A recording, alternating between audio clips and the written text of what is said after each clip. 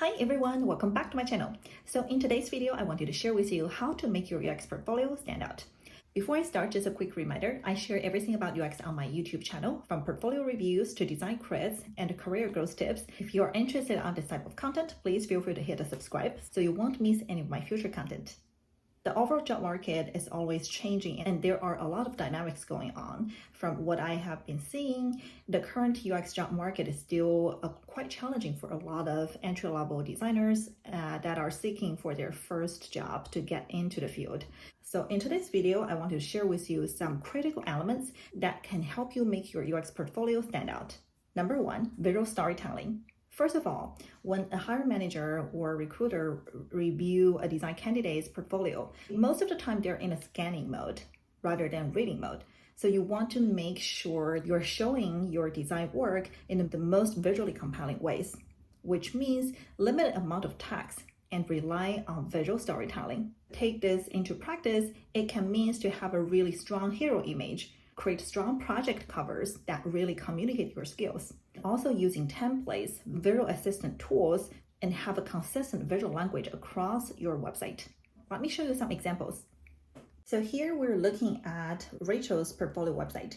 It started with a strong headline, and I love how clean the layout looks like. When it gets to the section of case studies, you will see that Rachel has really strong cover image for every single project. Like for example, the first one, the mobile mocks communicate right away what this project focuses on, which is redesigning a consumer fintech app experience. As I scroll, you will see some other examples. It is very straightforward.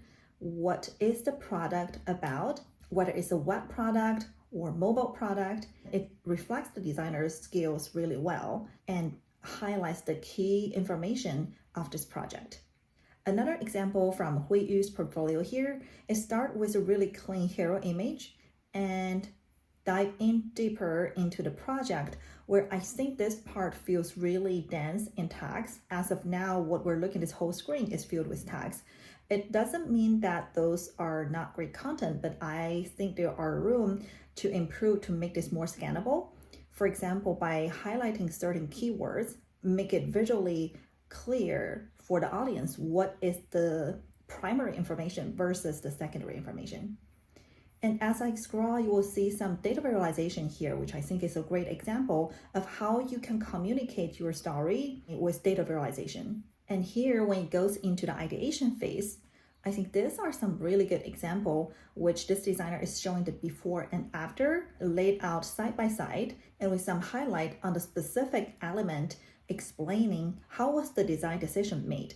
For example, resize the cards, enable user to see two posts on one screen, enhancing user scrolling efficiency. Like these are really, I think, the most valuable information for a project case study to demonstrate how you make design decisions and what are the rationales behind your design. And again, here, another example, this designer is using call out and highlighting the specific element to explain the design thinkings behind, which is really helpful. Second, have a strong narrative. So a lot of times when I look at a design candidate's portfolio, the structure can feel very similar. And it usually starts with, okay, what is the context, the background, what is the company's business challenge, and what are some competitive analysis, what is the user research, and then it might follow with user persona, some user flow to talk about the story, showing some lo-fi to hi-fi designs, high fidelity designs. Is this the best way to tell a story? Not necessarily. And you can be creative in how you want to structure your own story, especially start with a very clear problem statement to explain what is the problem you're solving for. And here I wanted to emphasize that the problem statement should focus on what is the problem that you are solving for, not a problem from a company's perspective or the product perspective, but what is the specific challenge that you are explaining in this project case study. Also, it will be helpful to explain what are the user goals and what are the business goals, highlighting the challenge and how you overcome it. Let me show you one example. So here we're looking at a designer's portfolio website. It has a really strong visual, start with a hero video and fold into the more details about this AI-powered music generator app. And before it dive into any design details, it started with a problem statement. How might we automatically identify music that relates to our emotions based on music style and prompts? I think this is a really good example of how powerful of a clear problem statement. From the audience perspective, once I say this, I immediately have the context of what this product case study is about. And you will see this designer start to dive into more of what is the background of the research, the goals, who is the target audience, the research plan, survey. I love the data visualization here, by the way, and how this designer is using visual to tell the story about this research, interviews, and journey map. It has a very consistent visual language, as you see throughout this case study. And also one thing that I noticed is the storytelling here is really from the first person's angle. As you see here, under the survey form, I used Google Form and got 37 of our target users, and we conducted a survey for them to verify some information to make sure and know what the user wants. I think this kind of storytelling is always more relevant and compelling versus telling the story from a product angle or company's angle. At the end of the day, the goal of a portfolio is not to sell a product, but to help you get a job interview. So on this topic, I realized that a lot of designers, including me, are sometimes having trouble of writing this one line, how might we problem statement. So in my prior videos, I've shared that you can use a template such as how might we help certain user group solve user problem. In addition, you can actually use AI to help you fine-tune the how might we statement. Let me show you an example. So here, this is a UX case study that I have done as part of my portfolio. It's basically a redesign of the House mobile app to improve the overall user experience. As you see, I have this case study laid out, but I don't really have a one-sentence problem statement. And this is where we can get some help from AI. So this is what I did with ChatGPT. I started by asking, can you summarize a web page? As you see that I basically just copy paste the web link of my house case study. And ChatGPT came back with a really condensed version of summary that is pretty accurate. But what I'm looking for is actually a how might we question. So here's what I replied. Can you write a how might we question to summarize what the problem this case study is solving?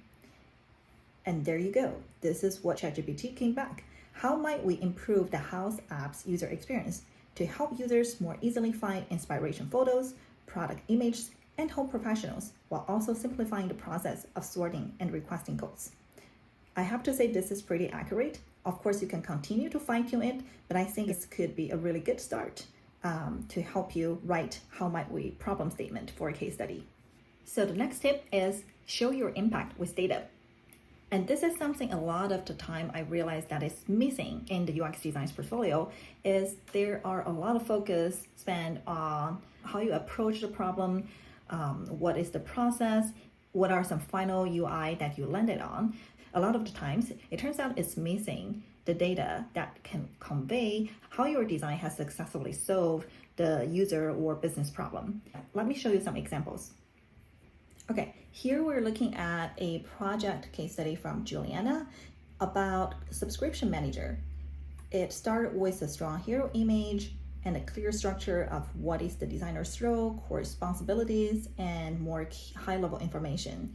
And before it goes into any details, it has a header shows this designer's impact. It shows 71% increase of adoption rate, 88% of task success rate improvement, and it has reduced the support costs by 50%. This kind of data are super powerful to communicate how have you successfully solved the design problem and drive business goals. I understand this could be sometimes challenging because the product might not be fully launched and you don't have the actual data, but there are different ways that you can collect quantifiable result.